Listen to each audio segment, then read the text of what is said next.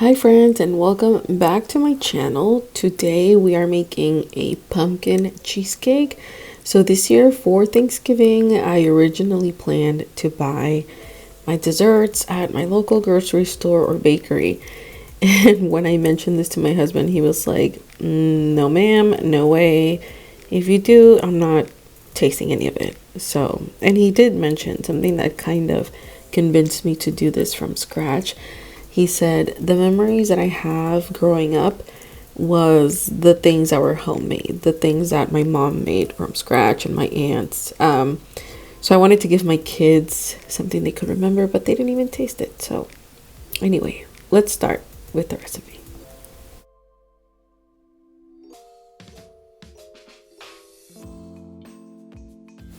Before we begin any of the crust, the one thing that is very important is that you line and grease your springform pan. So I went ahead and lined the bottom of my springform pan with parchment paper.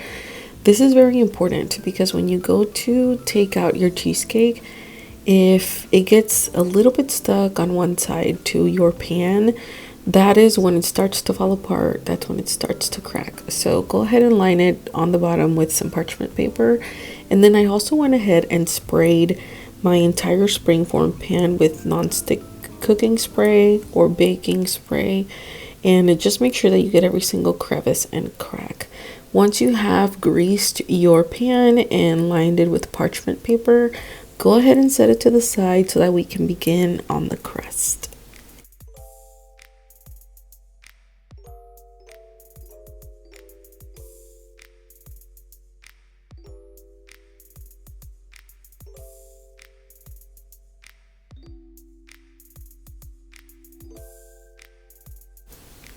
For the crust, I went ahead and placed 2 cups of crushed graham crackers, or you can also use vanilla wafers, but I went ahead and used the graham crackers that are already crushed that come in a box.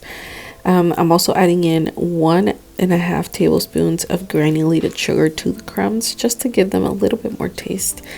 I went ahead and melted 1 stick of butter. I also added in an extra 2 tablespoons of butter. I feel like it was a little bit too dry. So for this part, you can use a little bit more butter. Make sure you don't use less because the ratio of butter to cookies is perfect at the 1 stick.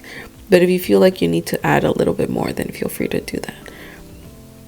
I'm adding in the melted butter into this bowl, and as a side note, I know this is probably going to bother a few of you. My bowl was too small.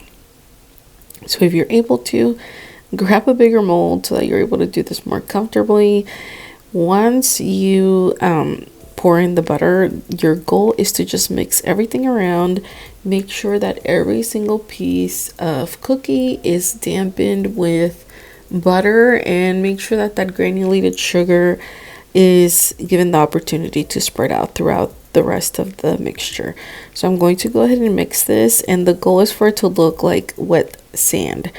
That's another reason why I added an additional 2 tablespoons of melted butter, because I felt like it needed a little bit more to get to that consistency. So if you feel like your crumbs are too dry, add in a few extra tablespoons of butter.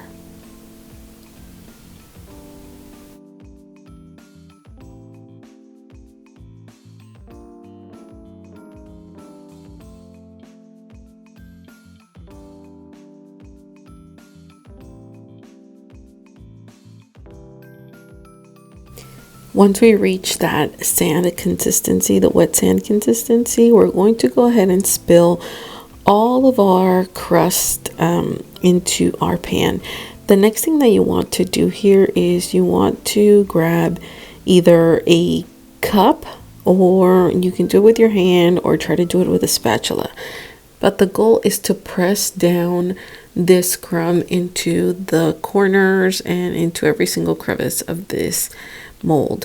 Now, one of the things that happened to me is that I tried to press it too flat, so the bottom of my crust was a little bit thick.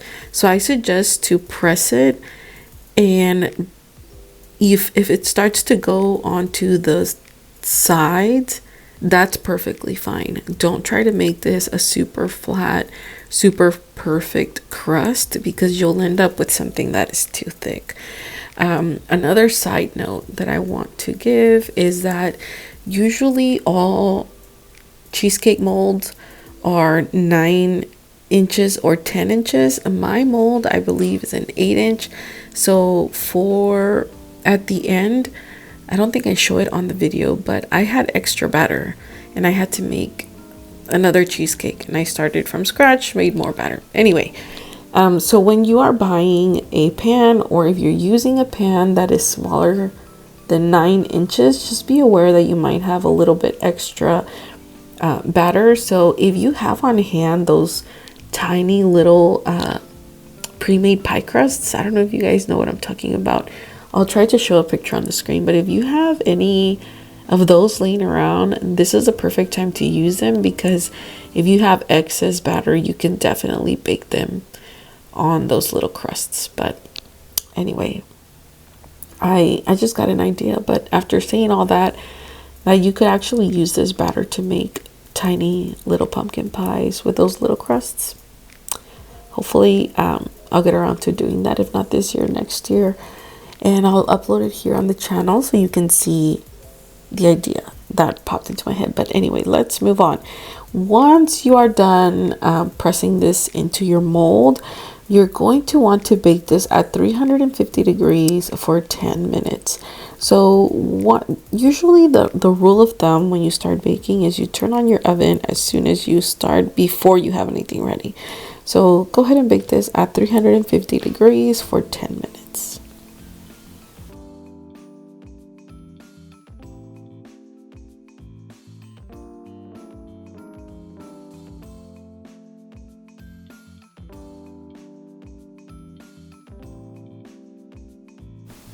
The next thing that we are going to put together is our actual batter. So into my mixing bowl, I'm putting in 3 blocks of softened cream cheese. These are 8-ounce blocks, so 3 8-ounce blocks of cream cheese.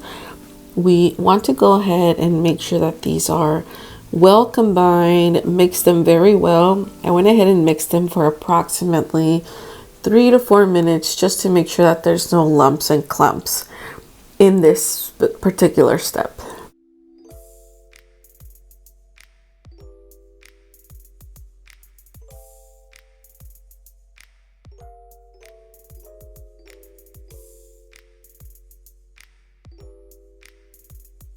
As a side note, I will have to remind you that you have to constantly stop your mixer and make sure to scrape the sides to make sure everything incorporates. You don't want anything to be stuck to the side by the end of the cycle of this batter, because you want to make sure everything incorporates. So once you go ahead and do that, you are going to go ahead and add in the sugar. So for sugar, I have 1 cup of granulated sugar, 1/4 cup of brown sugar. I'm also adding in my pumpkin pie spice. I went ahead and added in 2 teaspoons of pumpkin pie spice. Once you have all of that in there, you're going to continue to mix. Make sure that when you are mixing in this particular part, you mix until everything incorporates. Don't try to overmix. Don't leave this alone. Don't leave it on mixing and walk away somewhere. Make sure to only mix until it incorporates. Once it does that, you're going to go ahead and repeat the same thing that we did earlier. You stop your mixer, you scrape the sides of the bowl, and you continue. So for the next part, we are going to go ahead and add in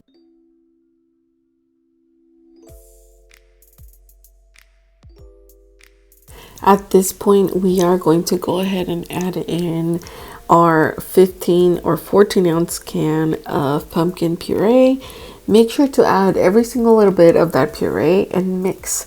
Don't forget to stop your mixer, scrape the sides of the bowl, and continue to mix to make sure everything incorporates. At this point, I'm going to go ahead and stop my mixer, scrape again, and I just want to make sure to get everything that's around the edges of the bowl.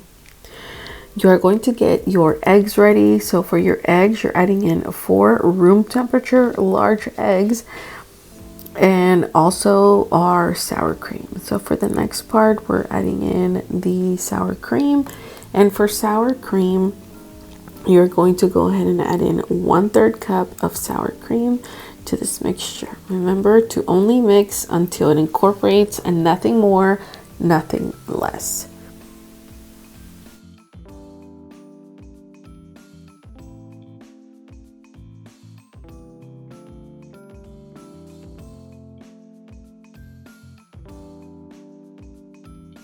When you add in the sour cream and mix is when we are going to start adding in the eggs. Remember, at this point you want to mix on medium to low speed, and for the eggs you're going to go ahead and add them in one at a time. You know that it is ready to be, the next egg is ready to be added in once the egg that you put in prior to that mixes in completely to the entire batter. For this portion, you don't want to overdo it. Don't overmix. Remember to only mix until you no longer see the egg.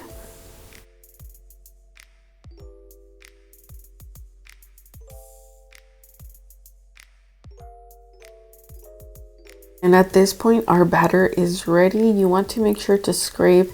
And if you have to mix in or fold in with your spatula, do that, because the reason why cheesecakes crack, there's a few reasons, but if you over mix your batter too much, you put in too much air into the eggs and into the batter, as your cheesecake cools, it will start to crack. Another thing is that if you over bake your cheesecake, once it is done cooking and cooling and it starts deflating or expanding a little bit, it'll start to crack. Once our springform pan is ready, we are going to go ahead and place this into a warm water bath. So I did go ahead and warm up some of my water, and once it is in there, I'm going to go ahead and fill it. You want to fill it at least halfway. I also added in the aluminum just to make sure none of the water seeps in through the cracks of the springform pan, because if you have any spillage of water, it will prevent the cheesecake from baking correctly. So you're going to want to bake it for at least 1 hour and 15 minutes or 1 hour and 30 minutes at 350 degrees Fahrenheit. You'll know when it's ready when it starts to look a tiny bit golden, but it jiggles. So it's going to jiggle like this. It's not raw, it's ready. So make sure that you take it out before it is completely done. If you take out your pie when it's completely done, that is exactly what causes cracking, because then your pie is going to start settling, or your cheesecake is going to settle. And since the the structure is too tight or it's overbaked, once it stretches out and you remove it from your springform pan, it's going to cause cracks. So you want to make sure that it is jiggly when you take it out and it's golden at the top. So the perfect time is between 1 hour and 15 or 1 hour and 30 minutes at 350 degrees in a water bath. I'm going to go ahead and remove this from the springform pan. Make sure that you run a butter knife around the edges just to make sure you release any that might be stuck to the edge. And as you can see here, I almost sabotaged the entire dessert because the spring just sprung and it fell and I almost stabbed the whole thing, but that's not something you can't fix. So I'm basically going to make whipped cream, and you can do that by doing a 1 cup of heavy whipping cream to 1/4 cup of powdered sugar with vanilla added in, and you basically whip it until it forms stiff peaks and you're able to pipe it around your cheesecake. And that is exactly what I did. So you're gonna want to make sure you have a plate so that you can plate your cheesecake in, or a box, however you're gonna transport it. Make sure to have that ready. And what I'm going to do here is I'm basically just going to pipe the heavy whipping cream or the whipped cream all over the edges of the cheesecake. For this part, you don't have to do it exactly like this. This is just my preference, how I wanted to do it. You can definitely do other designs, other piping techniques. That's how I decided to do it here. You can also very well skip this step. Some people don't like anything on top of their cheesecake. Andres prefers it without anything on, but I prefer to take everything that I make decorated. So I went ahead and decorated the top like this, and then I did go ahead and add some caramel sauce, or you can also add any kinds of toppings like crumbled cookies at the top, or anything of your choice. You can add pieces of chocolate, or like, I don't know, pumpkin cookies, little fondant decorations, but I'm just going to drizzle some caramel on top all the way around over the rosettes that I piped. And this is my decoration choice. This is how my cheesecake came out. It was delicious. It was creamy. Everyone enjoyed it. Everyone preferred it over the store-bought, and it's not that hard to make. It's just a little bit time consuming. So I hope you give it a try. Thank you so much for watching my video. Don't forget to hit the like button. Leave me a comment with your questions down below. If you haven't already subscribed to the channel, share my video with a friend, and I'll talk to you next time. Bye.